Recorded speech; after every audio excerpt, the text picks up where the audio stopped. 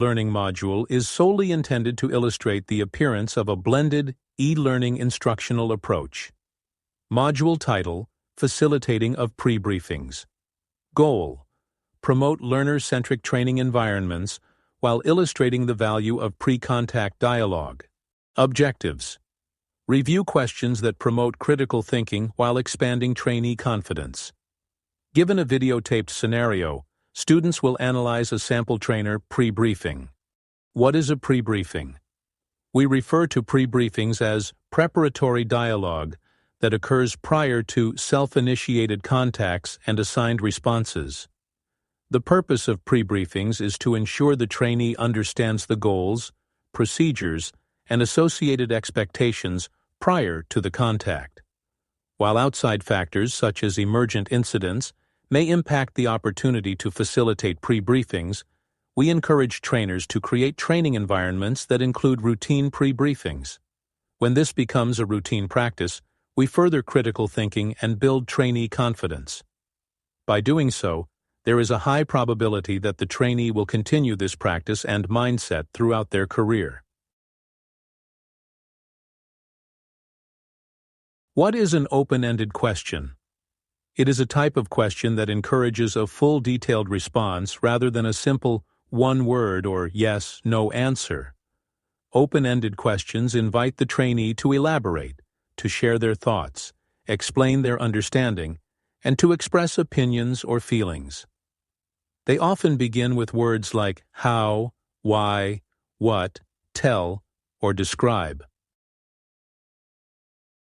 Let's discuss why the use of open-ended questions is important. Open-ended questions engage the trainee. They require the trainee to think critically and to provide nuance in their responses. When properly posed, they afford the trainer an opportunity to assess and gauge the trainee's knowledge and mindset. They also help the trainee build confidence and self-accountability. Here are a few example pre-briefing questions. What do we have? What is our legal standing? How will you manage risk? What is your plan of action? Name available resources that may assist. How does this pertain to other contacts we handled? What, if anything else, would you like to learn or obtain?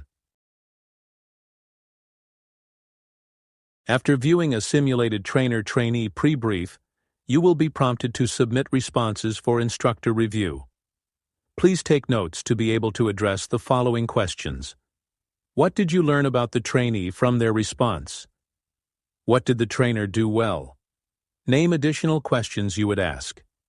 Please be specific and, when possible, give examples and references within your response. Bravo, you available for dispatch? 941 Bravo, go ahead. 941 Bravo, can you start to 102 First Street? 102 First Street for a noise violation.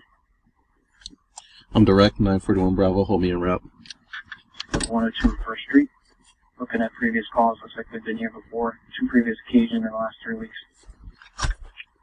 10-4. I'm direct, 11:52 hours. What are you going to be looking for? It's a noise violation, right? So Sure. What do we know about noise violations? It's day shift.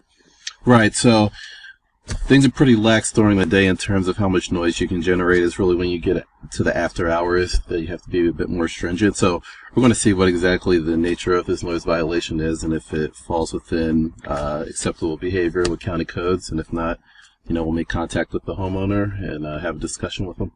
Okay. Now, as far as the county code goes, if this is an apartment building and they're within boundaries like that, is there a requirement as far as how loud it is through the walls, that kind of thing? What are you going to kind of use as your baseline to decide is this a violation or not? Sure. So if the sound is obvious, either from the exterior of my building or the exterior of my car or within the common area of the building, that'll be a determining factor. If I can plainly hear the sound outside of the door, then you can be pretty certain the neighbors can hear it as well.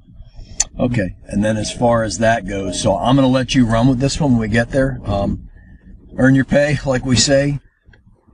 Let's say we get there and you're talking to the person involved.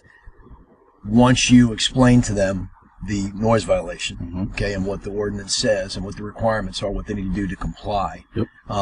What is our options if they say, well, I think that's ridiculous, I'm not going to turn it down? Let's say it's a stereo, for instance. Sure. What are your options at that point? What do we do when they first say verbally, I don't think it's right, I'm not going to comply? Sure. If they refuse to comply, I'll advise them that, they could be facing a citation, and if there are repeated violations, it can result in arrest. Okay.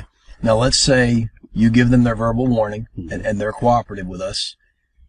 Once we leave, what information do we give them as far as secondary violations, anything like that? Is there anything that you need to tell them about? Sure. So I'll let them know, the first time we come out, it's a warning. The second time, it's a citation. Third time, it's up to my discretion where I want the enforcement action to go, if it's an arrest, if it's another citation.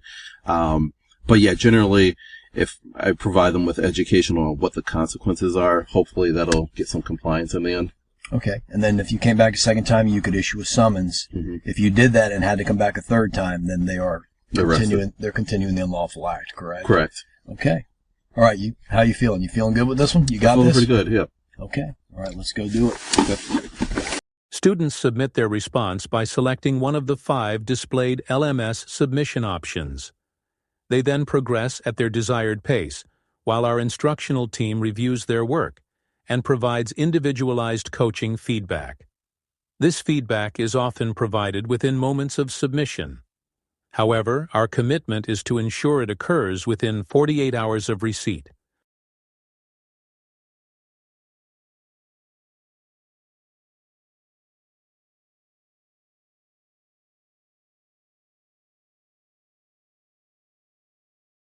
Identify how open-ended questions can assist with assessment.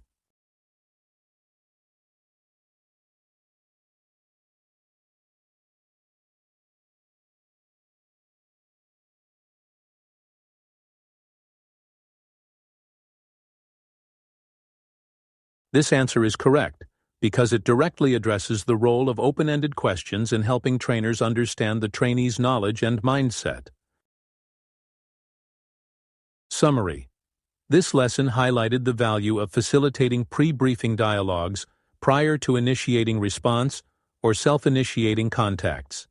Instructional objectives stressed the importance of the use of open-ended questions and the importance of active listening. Open-ended questions. Encourage critical thinking and active engagement from trainees. Allow the trainer to gain the trainee's perspective while assessing their knowledge level and mindset. Build trainee confidence and independence. Assist the trainer with identifying needed training focus.